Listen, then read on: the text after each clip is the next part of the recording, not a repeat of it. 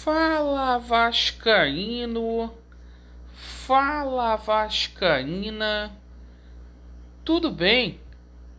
Um bom dia, um bom começo de tarde, um casaca no seu coração e principalmente que Deus possa abençoar as nossas vidas. Meus amigos, neste vídeo iremos falar muito sobre a partida de ontem, qual colocação que o Vasco ficou, quais consequências que esta derrota para o Botafogo pode trazer. Vamos falar muito aqui sobre a situação envolvendo reforços, o Vasco entendendo aí antes tarde do que nunca que é necessário reforçar o elenco, e vamos falar muito aqui sobre a política do Vasco no que tangencia a situação da AGE e também com relação à SAF. Então me acompanhem, por favor, até o final.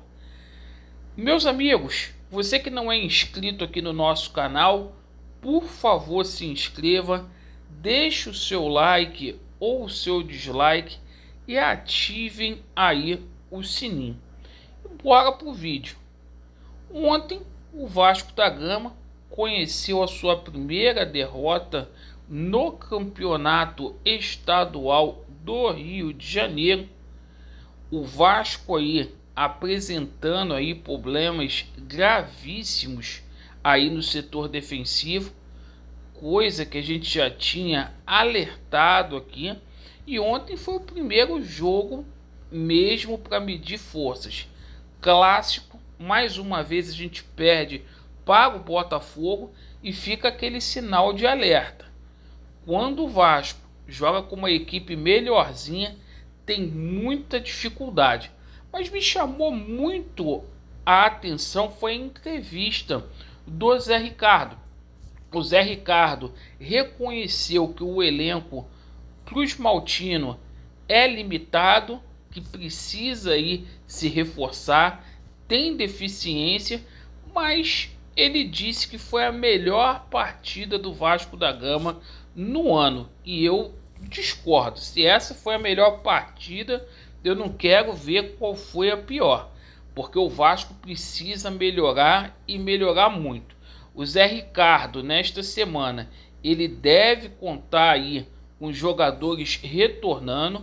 O Everton volta ao time, assim como o jogador Yuri Lara, que está se recuperando, e há uma grande expectativa também correlacionada aí ao Vitinho, esses jogadores aí que estavam fora de combate. E há também a situação da apresentação dos reforços nessa semana. Zé Gabriel chega para reforçar o setor defensivo. O Luiz Henrique também, volante, chegando aí para ser aquele cara da contenção. E o Quinteiro também chegando aí no Vasco da Gama, mais um zagueiro. Então a gente vê que o Vasco está aí reforçando muito a equipe na parte defensiva. Com o resultado de ontem, o Vasco da Gama caiu para a quarta colocação. O Fluminense agora é o líder com 15 pontos. O Flamengo tem 13 pontos e o Botafogo tem a mesma quantidade de pontos que o Vasco da Gama. Só que o Botafogo tem um saldo maior. Então a gente tem que ficar alerta. Próximo jogo do Vasco da Gama contra o Bangu, quinta-feira, 8h30 da noite, em São Januário.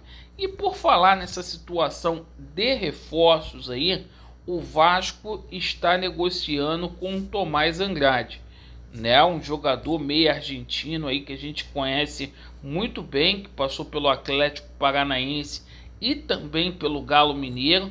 Acho que é válido o esforço para a gente poder trazer esse jogador para dividir aí com o Nenê a situação ali da criação do Vasco da Gama.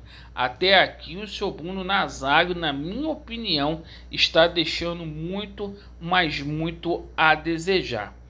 E pessoal, agora falando aqui sobre a situação da SAF, eu peço a vocês para que vocês não percam o foco. O foco total nesse momento é a situação da AGE. A maioria dos canais de YouTube estão unidos aí porque acredita que esta é uma das soluções para que a gente possa destituir o Jorge Salgado e convocar novas eleições no Vasco da Gama.